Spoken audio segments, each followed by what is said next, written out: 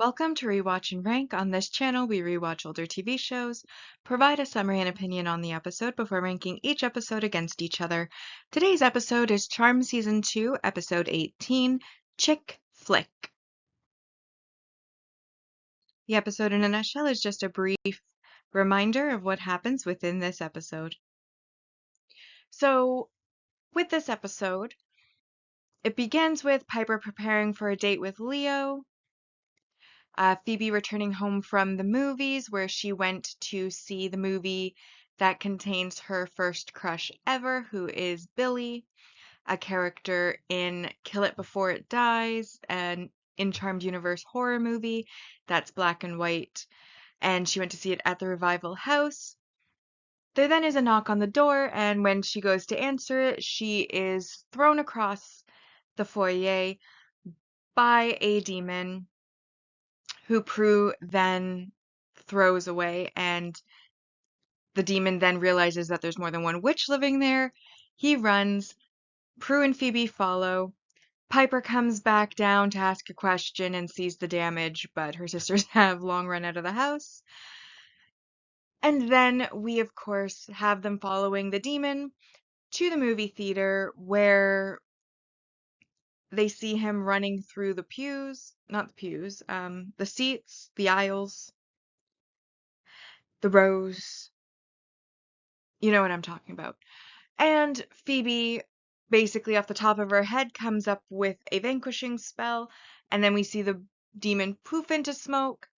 And Phoebe and Prue assume that this poofing into smoke means that he has been vanquished, and so they leave and return home, explain to Piper, who then realizes she's late for her date, and heads to her date with Leo, who is already waiting there and has already ordered for them, and she apologizes for being late. They have their first cute date, and she realizes she needs salt for whatever she's eating. And so Leo asks the people at the table next to theirs for the salt, and it turns out Dan and someone he just works with, Amelia, are on a date at the next table, which of course makes things awkward for a little bit. And then Piper, kind of fed up with being late, Dan at the next table clearly moving on. An accordion player whom she gets annoyed by starts playing and she freezes the room, unfreezes just Leo, and this, of course, is when Leo gets called away, and that is how their date ends. We then find out the next day that the reason Leo was called away was to warn the sisters about the demon of illusion, who uses movies to somehow spread violence among the audiences. And they realize that the demon, in fact, was not vanished. So they head back to the movie theaters to basically find the demon so that they can hopefully vanquish him. However,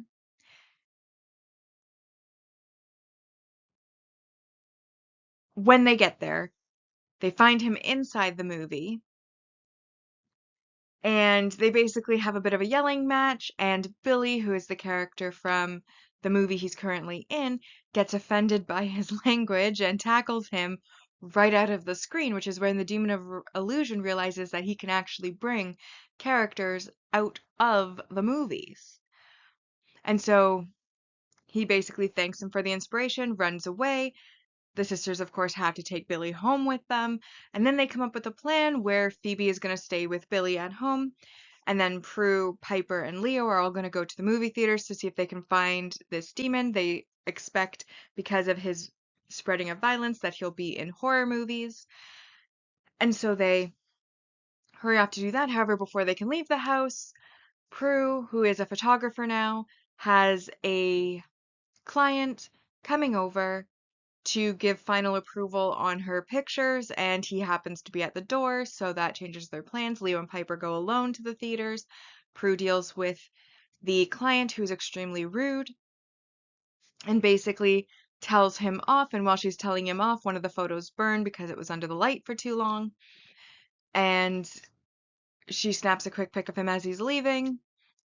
Then, of course, at the movie theaters, Piper and Leo run across the demon, and while they are there, the demon sets Bloody Mary on them, which is when Piper realizes that her powers don't work on the movie characters. So they have to run away. Leo stays behind to try to help the audience who has been infected with violence. Piper runs home to warn her sisters. However, prior to letting Bloody Mary loose, the Demon of Illusion let a ex-murderer loose out of the screens, and he is already attacking Prue, Phoebe, and Billy. It turns out that the movie characters only know what's written in the script, therefore if they are injured in a way that is not in their script, it does not have any effect on them. That's also why their powers don't have effects on them. And so Phoebe realizes while they're running through the house from these horror movies that the way that they can kill them is to basically mimic the deaths that they had on screen. The first one is Bloody Mary gets thrown out a window. She then disappears because she is dead. And then they electrocute the axe murderer and he ends up dead. Phoebe then makes some potions so that they can go into the movie to fight the Demon of Illusion. And they go to the midnight showing of Kill It Before It Dies, as that's the movie that the Demon of Illusion has been leaping from town to town in. And it's the last night it's showing, so they know he'll be there. They arrive with Billy. Billy returns into the movie. Phoebe and Piper go through, but before Prue is able to, she gets tackled by the only audience member who is infected by violence and has to fight him off, which ends up being a good thing because when the movie ends, everything goes dark and she has to basically astral project into the projector room to reverse the tape so that her sisters can then leave the film. And then they're being taunted by the Demon of Illusion about how they cannot defeat him, and how does it feel to meet an evil that you can't defeat, and blah blah blah, basically stroking his own ego. And Prue learns what she learned earlier in her dark room, and she turns off the projector, which leaves the film under the light, and that film then burns with the Demon of Illusion in it, vanquishing him. They then wake up the projector guy who is asleep, and he thanks them because he would have lost his job. They then go back home, and Prue reveals that the snap picture that she took after scolding her client was the photo that was chosen by her editor as showing the true face of the client. And then no, Leo and Piper are on the couch cuddling, talking about how their date wasn't as perfect as they wanted, but how it's actually that not being perfect is the most normal thing about their relationship. And then there's a knock on the door. Dan brings back some of Piper's things that she had left at his house before leaving, and then Prue gives Phoebe a VHS of Kill It Before It Dies, which she then goes to her room to watch. And that is the ending of our episode. So now that we've been reminded about what happens, it's time to rank the episode. As a reminder, we rank on two lists, our mostly objective ranking list and then our personal ranking list. There actually wasn't that much that applied from the mostly objective rank values to this episode, but there was a little bit. So we first have our supporting character introduction, which is Billy, and also the client of Prue's, which is named Finley Beck, who is a photographer that Prue idolized and was the reason she got into photography. And then we have our main relationship development, which is Piper and Leo's official first date since they got back together, where they tried to go to dinner. Of course, Dan was at the next table with someone he just works with. And then Leo needs to leave, cutting it short. And I'm counting this on the positive, not the negative regression side, because when Leo needs to leave, he then tells Piper that the date was perfect because he got to be with her, and I thought that is just so sweet. And then, of course, at the end, they obviously are cuddling and obviously in a good place with each other, so I consider that a development on the positive side. And that brings us to 6. There were no negatives in this episode for me. I didn't think there was any negative behaviors. I didn't think there was any regressions or failures to elicit emotion or anything like that. So overall, 6 out of 10 final score.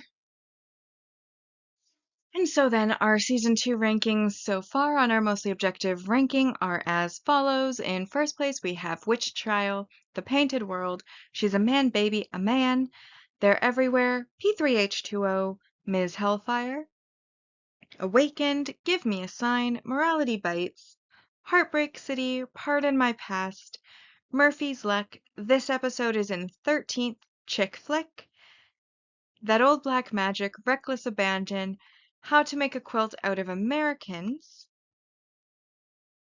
We then have Animal Pragmatism, and in last place so far, The Devil's Music.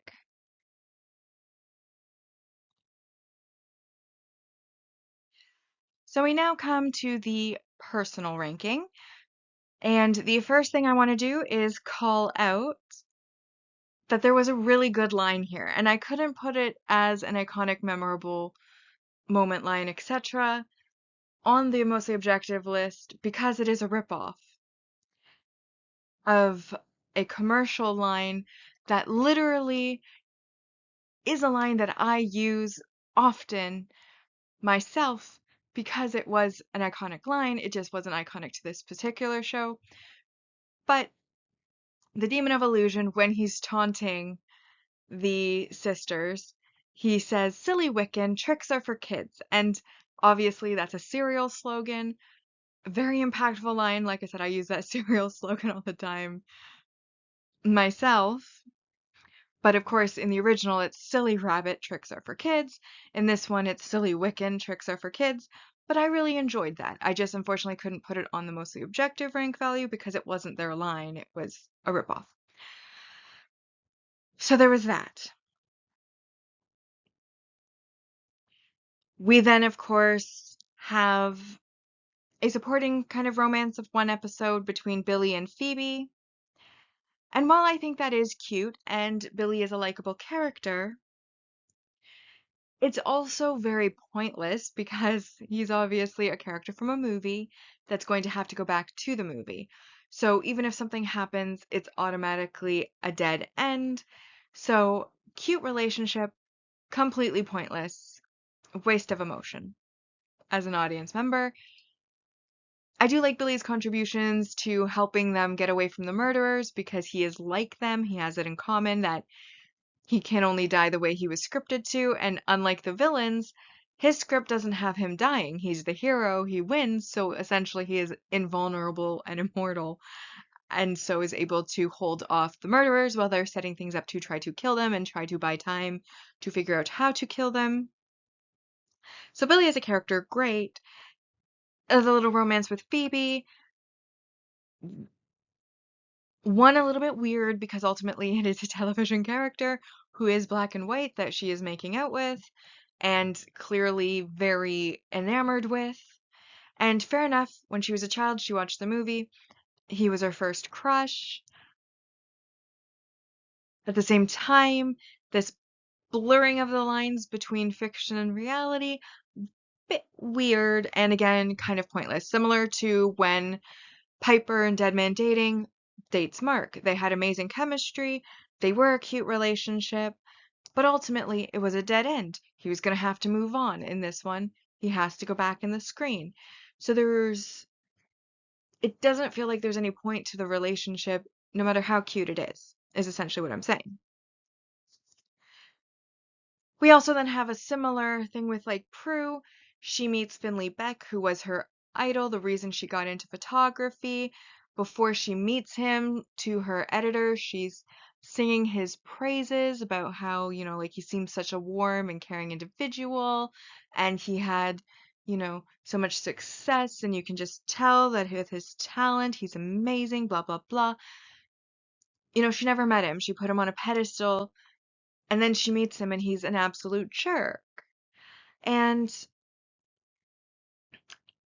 honestly, expecting a curated persona that's public facing to be real, like with celebrities and such, kind of got the disappointment that you had coming because, it's the same thing, like, for example, with actors or actresses. They play a character, and what you like is the character they played, not necessarily them as people. And yet, a lot of people fall into the trap of idolizing somebody who isn't real because they happen to have a twin in reality. Like, the way I always have viewed celebrities and the characters they play are like identical twins. They may look the same, but they have completely different personalities. The person I like is the character, not the celebrity.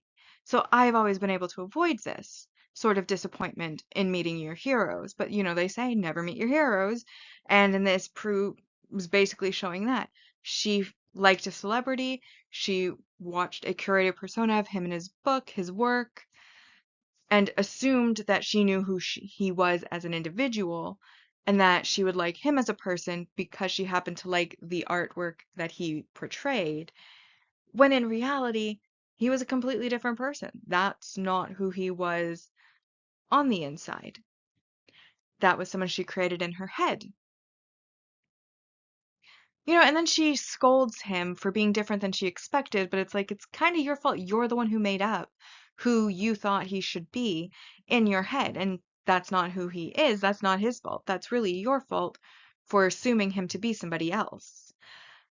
But at the same time, I can also understand her disappointment in building up somebody that she looked up to so much and then meeting him and finding out not a real person, or not who she expected him to be. And so I found that that was an interesting lesson, but at the same time, I guess it had a slight link to the themes. I mean, if he hadn't been a jerk, she wouldn't have burned the picture. She wouldn't have known how to burn the demon, vanquish the demon of illusion. So I get the point of the subplot, but I also didn't think like that it really added much to the show overall, apart from that little mini lesson of don't meet your heroes, which has been done and redone in so many different medias that did it need to be done here? Maybe, maybe not. That's personal opinion. Overall, I found the episode entertaining. I really liked the concept of the characters from the movies being brought into life and then being sent to kill them. And then, of course, because they are characters, only being able to experience the ending that was written for them, even though they have come into reality. Even in reality, still fiction, still have to die the way they did fictionally. Love that concept. Basically, what it boils down to is I felt that the episode was kind of hit and miss, which is why I decided to give it a ranking that is average and gave it 5 points out of 10.